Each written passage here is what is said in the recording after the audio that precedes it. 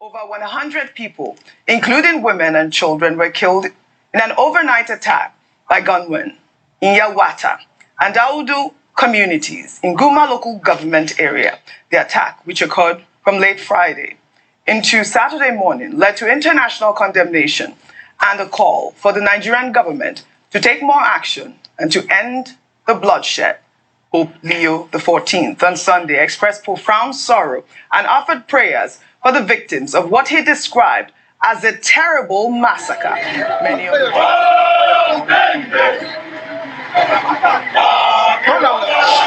As you can see, they're throwing tear gas. Did you see? They're throwing tear gas. We will come back. Oh, Jesus.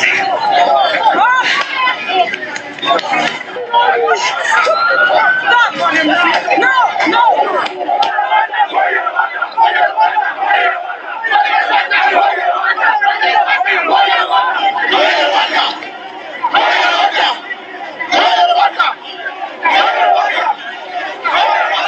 Police fired tear gas at these defenseless Nigerians protesting their rights. I mean, they had leaves, they had banners, they had no guns. Audrey, it's a dark time for our country.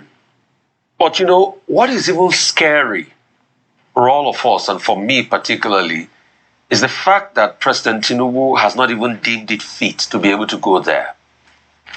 If that place is just about 10 kilometers to Nasarawa, then it shouldn't take more than a 2-3 hour journey from Abuja. Why hasn't President Tinubu gone straight to where this has happened? Between 2023 and 2025, if you are to do a cumulative sum total of the deaths in Benue, it's well over 3,000 based on different sources from Amnesty to the likes. In fact, some reports are saying that up till about April this year, the death toll was already over 500. If Yelawata had over 200 people, then what are we seeing?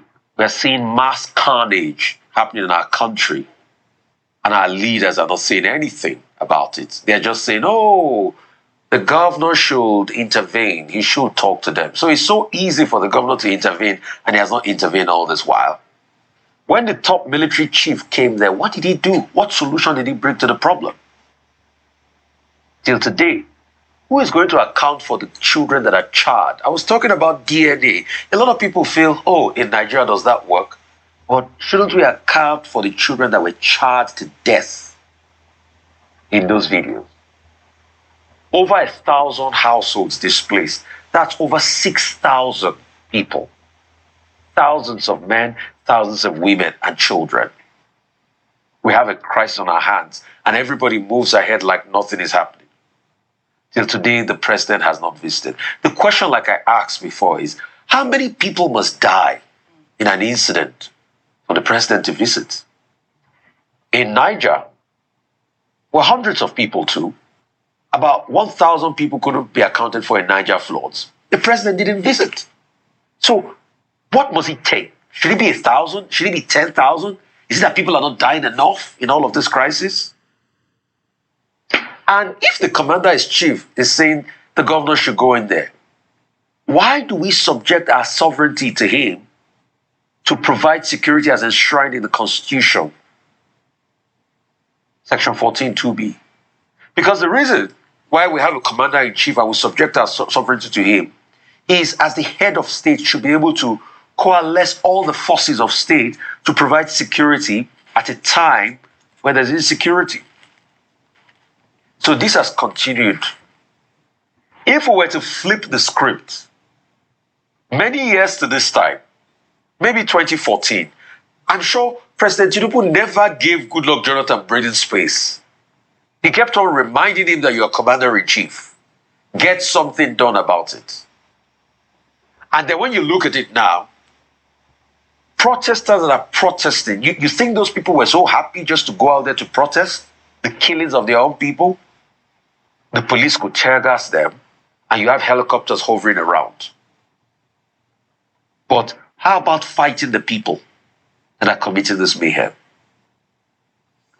President Tinubu, I would rather that we look at solving the problems in Benue and other parts of the country, rather than this political talk of endorsement here and there? These are really pertinent questions that the president of Nigeria should answer, Bola Ahmed Tinubu. How many people will die before you show up? And this takes us to the next scenario. What will it take to bring justice to the killers? Nothing. How can you bring justice when more than 3 million people died in the Nigerian civil war of Igbo extraction? Justice has not been done till today. No apology, no reparation, nothing. Everybody has moved on.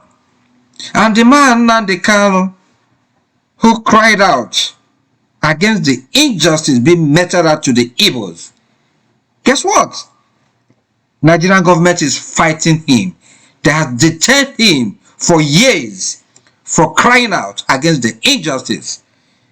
And today, the same massacre is going on in Benue, and everybody is going about as if nothing has happened. No country tries well when injustice is in place of justice. No country can progress. And until Nigeria and her leaders bring themselves together, do reparation again for the Igbos against the killings that happened during the Nigerian Civil War, I am afraid things may never work well for Nigeria. Human blood matters. It is in civilized countries. The death of a single individual will bring the president of that country to the scene of the incident. But here millions are dying. Our president is busy doing this. Watch. Lost their life.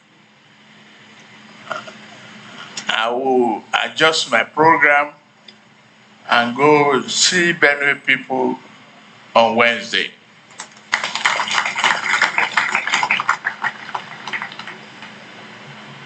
But today is a great day of pride and profound gratitude for the residents of the Federal Capital Territory and indeed for all Nigerians. I'm very happy and proud to be part of this auspicious day. We gather to commission a transformative project, the Greater Abuja Water Supply Network. Are you kidding me? More than 200 lives have been lost in Benue, Nigeria. Our dear President Bola Ahmed Tinubu is busy commissioning projects from Wike in Abuja.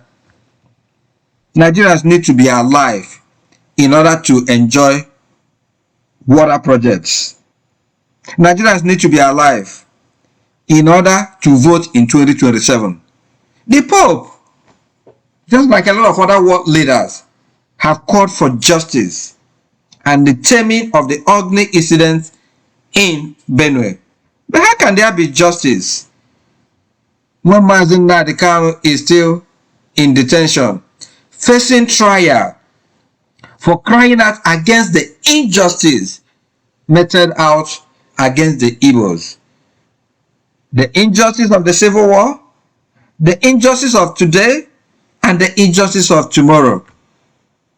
The innocent Kanu is facing trial. Why the killers, the terrorists, are walking free with their sponsors in Nigeria? When will human lives matter in Nigeria? RUFAI OSENI has asked some pertinent questions. President Tinubu, how many lives do we have to lose before you show concern?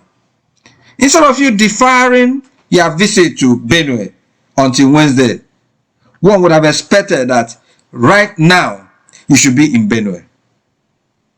Get in the comment section and let me know what you think. Was President Tinubu right to be commissioning projects in Abuja for Nyesom Wike instead of being in Benue?